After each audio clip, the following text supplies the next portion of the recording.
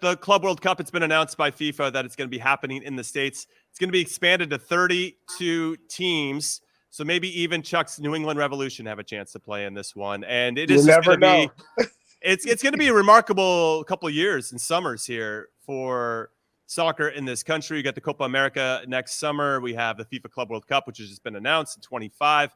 We got the Men's World Cup in 26, and apparently there's been a co-bid with for the U.S. to host the Women's World Cup in 2027, which would be next level. I mean, if we can't win people over in the casual fan as to why this sport is the best in the world after these 4 consecutive years, I don't know if it's ever going to happen. So I'm excited that we're going to have so many people exposed to the beautiful game in a great way.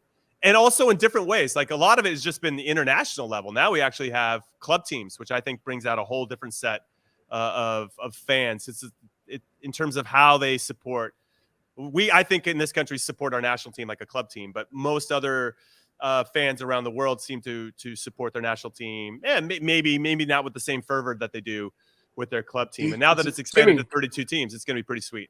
Jimmy, do you think the San Francisco Glens have a chance to get into this? I hope so. Up the Glens, baby. We're crushing it in USL League 2 right now. They're steamrolling people, and our women's team is next level. They're number 1 in our first ever year in existence, ranked. So anyway, I'm excited about the Glens. I mean, imagine if we could get in. We got to actually get into the Open Cup first. So baby steps, Chuck. But I appreciate that. But yeah, Club World Cup coming to our shores. Heath, I'll come to you on this. You know, what do you think the impact of the game could be here? Because when I think about MLS's perspective, they obviously want teams in this competition, but we also have the Leagues Cup, we got Open Cup, we got MLS, the regular season in general.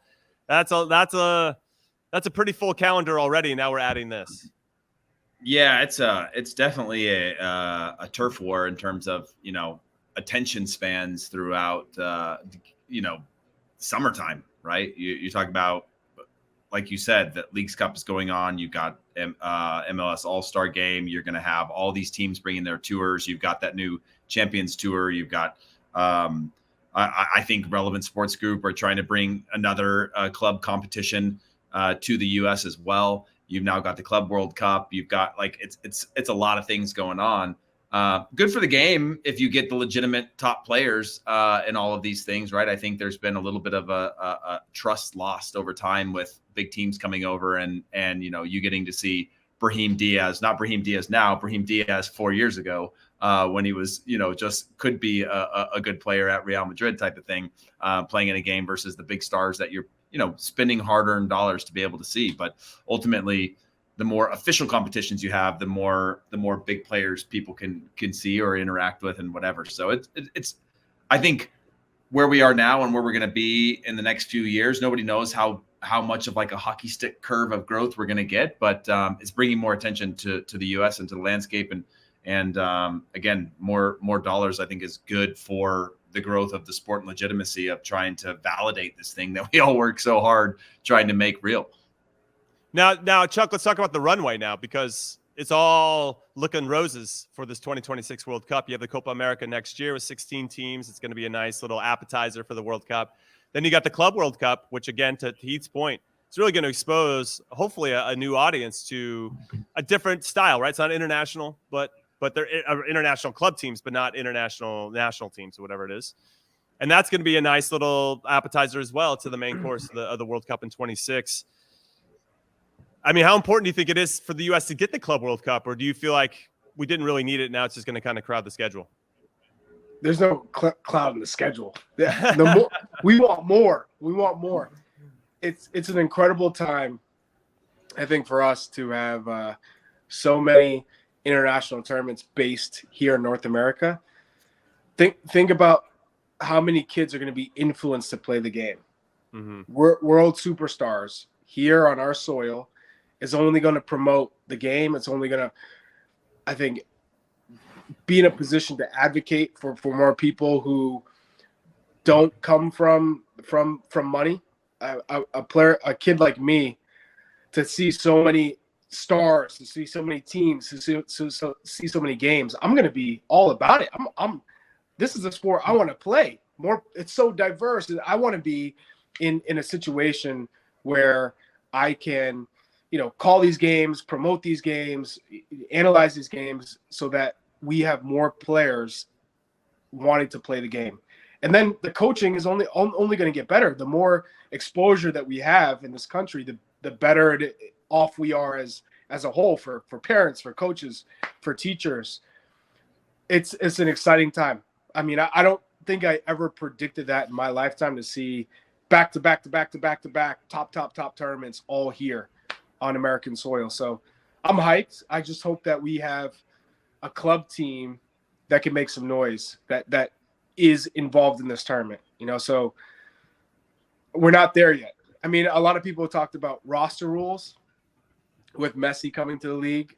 It may not change this year, but I would assume that the conversation has already started for next year. Start an MLS season, more DPs, more money to fill your rosters, because in order to compete in a tournament like this, you need to have more depth.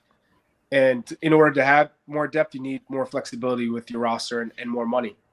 Wow, that sounds. I almost thought you were Steve Cherundolo there for a second with that answer, because he said that right after LAFC lost to Leon. Is it not true? No, it's totally true. I'm just giving you a hard time. Now let's last topic, and then we're gonna send everybody off on their way, and they can be in their feelings about the U.S. men's national team performance against Jamaica in their 1-1 draw. But you brought up Leo Messi. We're talking about big tournaments that could be watershed opportunities and moments for the game in this country. But Leo Messi's coming in, and I bring him up because Inter Miami got their cheeks slapped 4-1 by Philadelphia Union today. And even though Sergio Busquets is looking like he's close to signing with Inter Miami as well, I don't know how much they're going to change Miami's fortunes, to be honest. Yes, they're going to improve the team a little bit, but and I could see them scraping into the playoffs. And then, of course, when you get in the playoffs, anything can happen. Sasha, guys, all anybody wants is like an ooh and an ah. You give me an, all I want is one. If I'm paying, I don't care what the money is. If I'm going to see Messi play, give me one ooh and ah, one meg, one little turn, one something. I'm like, that was money well spent. Money well spent. I don't know. Wait, Go ahead. What do we say? Like 1 meg per game? No, like give me like a nasty moment from him per game. And he'll give you that. He gives you that every game. Something. Drop the shoulder, go the other way. I'm like, okay, here's my money. I'm good. Playoffs. Not worried about that for now. What Chuck? You said something about Sasha Kleshin, right? What would Sasha say? Sasha Kleshin on MLS 360 said, given their schedule, by the time that Messi joins the team, they're going to need X amount of points. By that time, because Miami are abysmal, atrocious, that they're not going to be able to get enough points to get to 43 points, I think he said, by the end of the year. And there's nine damn teams who get in the playoffs. I know. That's embarrassing on a lot of levels. They're also going to be in the Open Cup. I think they're going to be trying to push for that. They're in the Open Cup semifinals, and they're already talking to Hard Rock Stadium. If they can get past FC Cincinnati, which I think is going to be a tough test in general, but if they do get to the final, they want to host it at Hard Rock as opposed to their smaller stadium. And then they got Leagues Cup, right? That's where he's going to be his first game against Cruz Azul on July 21st. Those tickets are going for $1,000 a pop, I think, at the minimum, which is crazy. Imagine you have a family of four. You're in what, 4 or 5 grand with parking and food. I can't believe crazy. Chuck bought a box for that game. You know what I mean? Like bought out a whole suite.